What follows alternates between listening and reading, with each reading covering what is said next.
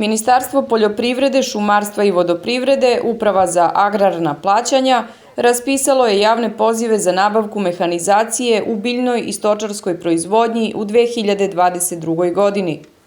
Što se tiče stočarske proizvodnje, tu ide nabavka mehanizacije i za pčelarstvo, znači oprema za pčelarstvo i za stočarsku proizvodnju. Što se tiče voćarske, znači mehanizacija u voćarstvu.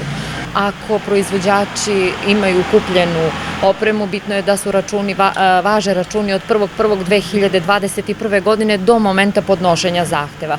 Zahtevi se podnose od 4. januara, faktički od 1. ali pošto je 4. prvi radni dan, od 4. do 28. februara, znači 2022. godine i znači mogu da kupe mehanizaciju i do momenta podnošenja zahteva. Ako nisu, mogu znači i tad.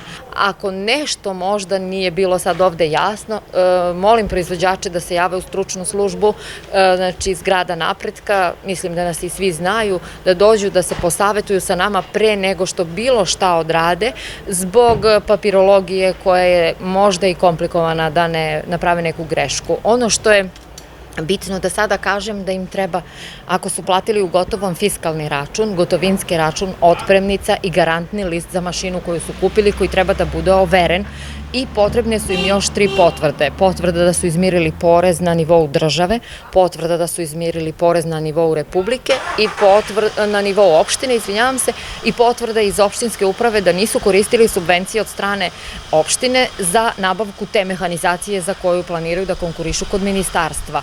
Znači, ako su platili sa namenskog računa na račun poslodavca kod koga su kupili mehanizaciju, neophodno je da imaju izvod iz banke ili potvrdu o prenosu.